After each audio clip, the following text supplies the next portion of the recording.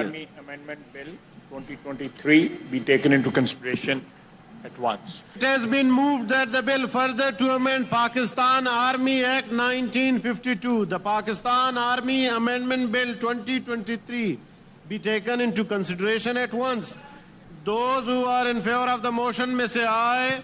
I think the ayes have it, the ayes have it. The motion is adopted.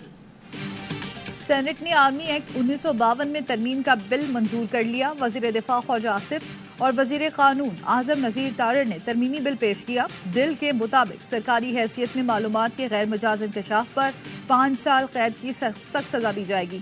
Army chief یا بااختیار افسر کی اجازت سے انکشاف کرنے والے کو سزا نہیں ہوگی. پاکستان اور افواج پاکستان کے مفاد کے خلاف انکشاف کرنے والے سے آفیشل سیکرٹ ایکٹ کے تحت نمٹا جائے گا. حساس ڈیوٹی پر تعینات شخص 5 سال تک سیاسی سرگرمی میں حصہ نہیں لے سکے گا. متعلقہ شخص ریٹائرمنٹ، استعفیٰ اور برطرفی کے 2 سال بعد تک سیاسی سرگرمی میں حصہ نہیں لے سکے گا.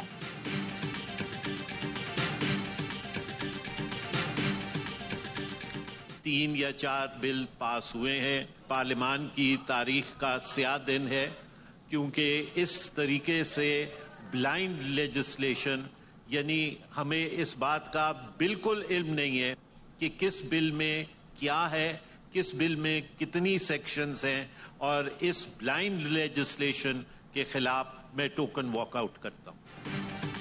سینٹ سے بل کی منظوری پر پیپلز پارٹی کے رضا ربانی کا واک آؤٹ. کہا ابھی جو بل پاس ہوئی یہ پارلیمان کی تاریخ کا سیاہ دن ہے. ہمیں بالکل علم نہیں کہ کس بل میں کیا ہے. یہ بلائنڈ قانون سازی ہے. کچھ بلز ہمیں آج صبح ملے جن کا تعلق آرمی ایکٹ، کنٹونمنٹس اور ڈیفنس ہاؤسنگ اتھارٹی سے ہے. بل کو متعلقہ قائمہ کمیٹی میں بھیجا جائے. جماعت اسلامی کے سینیٹر مشتاق نے بھی بل کو کمیٹی میں بھیجنے کی حمایت کی.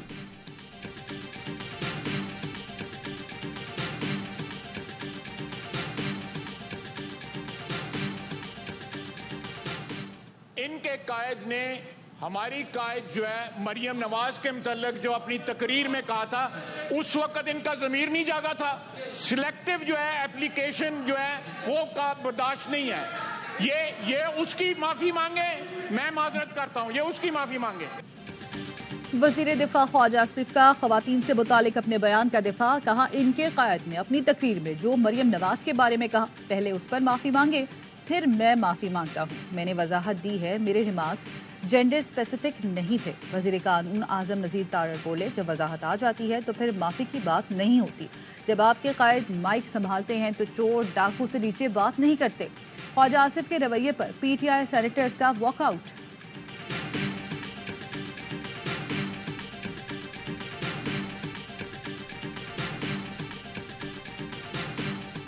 Pakistan strongly condemns the provocative statement made by the Indian Defence Minister. Pakistan is fully capable of defending itself against any aggression.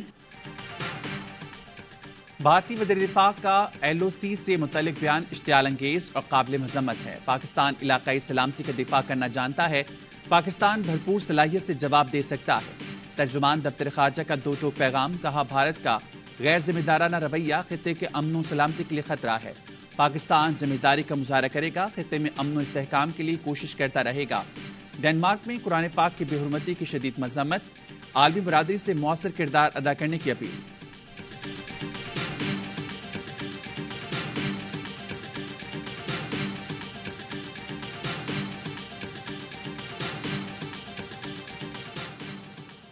High court انصاف کے تقاضوں کے لیے توشہ خانہ پر درخواستوں کو یکجا کر کے سماعت کرے. سپریم کورٹ نے چیئرمین پی ٹی آئی کی اپیل پر گزشتہ روز کی سماعت کا حکم نامہ جاری کر دیا. سیشن کورٹ نے توشہ خانہ کیس میں چیئرمین پی ٹی آئی کی آج حاضری سے استثناء کی درخواست منظور کر لی. سماعت پیر تک ملتوی.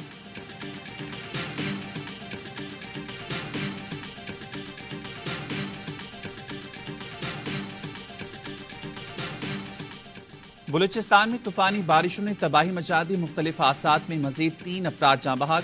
ہرنئی میں سیلابی ریلا 6 اور بارکھان میں 1 شخص کو بہا لے گیا. خاران میں متعدد مکانات منہدم ہو گئے. متاثرین کھلے آسمان تلے رہنے پر مجبور. سبی میں بارش کا پانی گھروں میں داخل ہو گیا.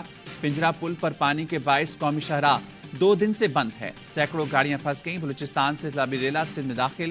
کمبر شہداد کوٹ کے کئی علاقے زیر آب ہے. ندی نالوں میں طغیانی، خوزدار اور شہداد کوٹ کا زمینی رابطہ منقطع ہو گیا.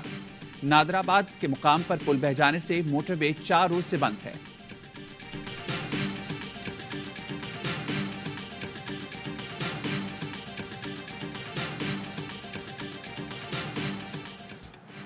ملک بھر میں بادلوں کی گھن گرج، کہیں ہلکی کہیں تیز بارش۔ لاہور میں پھر بادل برس پڑے، سب سے زیادہ تاج پورہ میں 185 ملی میٹر بارش ریکارڈ۔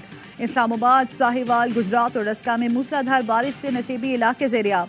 بنیر اور میرپور آزاد کشمیر میں بھی جل تھل ایک۔ کراچی میں بتلا جزوی ابر آلو، کہیں کہیں بوندا بادی۔ ملیر ندی اوور فلو ہونے کے باعث فرنگی کاز وے آج بھی بند۔ جام صادق پل پر ٹریفک جیم۔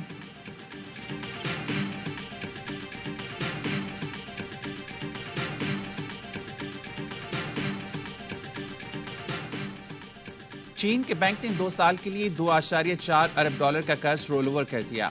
وزیر خزانہ اسحاق ڈار کا ٹویٹ لکھا، 2023-24 کے لیے 1.2 اور 2024-25 کے لیے $1.2 ارب دینے تھے۔ پاکستان کو ان 2 سال کا رقم پر صرف سود ادا کرنا ہے۔